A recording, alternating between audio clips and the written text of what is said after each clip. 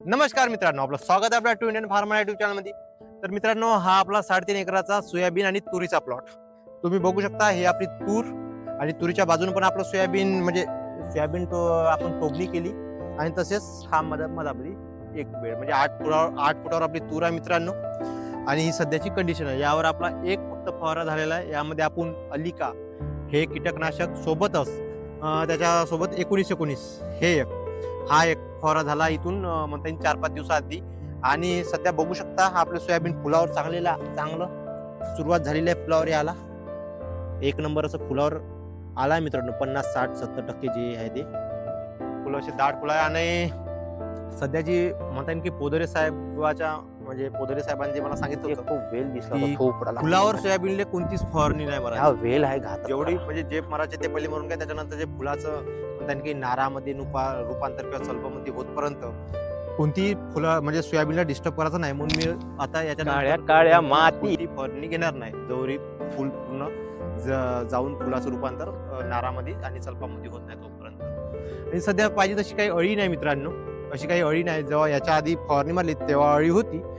एक फवारणी झाली आपली आपली तसेच म्हणता येईल की ही जो बेड मध्ये जो कचरा आहे यामध्ये आपण एक तणनाशक सुद्धा मारलेला आहे. यामध्ये आपण स्वीप पॉवर घेतला मित्रांनो. कारण की बेडमध्ये कुठे कुठे बघू शकता हे जे तुळशी गवत आहे याला मुळ्या खूप असते. जसं केना म्हणा, ज्या गवताला मुळ्या असते ते गवत सिलेक्टिव्ह तणनाशकाने मरत नाही. म्हणता येईल की जे सोयाबीन मधलं तणनाशक म्हणा किंवा पराठीत जे राहते हिटवीट त्याने हे गवत मरत नाही, मुळ्या असलेलं गवत. मग याच्यासाठी मी स्वीप पॉवरचा वापरलेला आहे. 70 ml प्रति पंप टाकला. फक्त म्हणजे नाली मारली आहे, यामध्ये नाली मारली आहे. आणि मधातला कचरा घरी थोडा म्हणजे काढून टाकला, ठोक जो कचरा. आणि सध्या आपली सोयाबीनची कंडिशन आहे. जेव्हा सुरुवातीला मी याच्या आधी हा व्हिडिओ काढला होता तेव्हा मी खूप म्हणता येईल याच्यामध्ये प्रॉब्लेम हा झाला मित्रांनो की मी खोको सोयाबीन लावलं. खोको सोयाबीनची अजिबात ग्रोथ होत नाही. जर बेडवर आपल्याला सोयाबीन लावायचं तर खोको लावायचं नाही.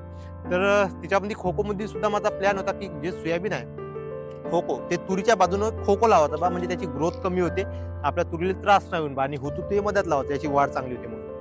तर जे सोयाबीन ते म्हणता येईल जेव्हा मी लावलं ते पायाच्या हाताने टोबून घेतलं होतं. ते त्याने काय केलंय म्हणजे असं कुठे कुठे बरोबर लावलं तुरीच्या बाजूनं खोको. पण इथं आता बघू शकता हे पूर्ण हुतूतूच लावून दिलं. तुरीच्या बाजूनं म्हणा, मध्यात हुतूतू आणि कुठे कुठे खोको लावला. आणि खोको सोयाबीनला या वर्षी खोको सोयाबीन म्हणजे फॉल्ट हा आहे का त्याच्यावर जर तणनाशक मारलं ते पूर्ण पिवळा आलाय. त्याची ग्रोथ बरोबर झाली नाही, अजिबातच बहुतच कमी ग्रोथ झाली. आणि त्याला पण फुलं पण खूप कमी लागले कारण की त्याची ग्रोथच नाही झाली. त्या तणनाशकाचा शॉक त्यांना सहन केला नाही अजिबात. ते खूप पिवळं येऊन गेलं. मी मागे दाखवलं होतं सुद्धा तुम्हाला का पिवळं आलं सोयाबीन. हे पिवळं येणार सोयाबीन फक्त खोको आहे, हुतूतू पिवळं नाही आलं तेवढं. ते बघू शकता हे हुतूतू. आणि चला आता मी तुम्हाला खोकोचे काही तास दाखवतो वाटल्यास की काऊन म्हणजे असं किती फरक आहे बा खोको आणि हुतूतू या सोयाबीन. म्हणजे खोको वन साइड लावण्यात आलं 3.5 एकराच्या प्लॉटमध्ये आणि हुतूतू एका साईडनं. मग ह्या प्रॉब्लेम झाला. म्हणून पण खोको सोयाबीन अजिबात आपल्याला कोणतं मी म्हणतो जेव्हा पण आपण बेडवर सोयाबीन लावतो उंच वाढणारच सोयाबीन लावायला पाहिजे आपल्याला. कारण की हे अजूनही पिवळेपणा याचा गेला नाही. आणि जेव्हा मी पोदरे साहेबांना विचारलं, पोदरे साहेबांचं म्हणणं पडलं की आमच्याकडे डायरेक्ट आम्ही म्हणजे खतमच करून टाकलंय सोयाबीन. कारण की हे पिवळेपणा जात नाही, त्याची ग्रोथ होत नाही. पण ह्या वर्षी हा फॉल्ट आहे बा ह्या खोको सोयाबीनमध्ये. आणि असं पेरीव सोयाबीन सोबत सुद्धा झालाय. यास म्हणजे माझ्या वावराच्या बाजूने एक वावर आहे, त्यांनी खोको सोयाबीनची पेरणी केली.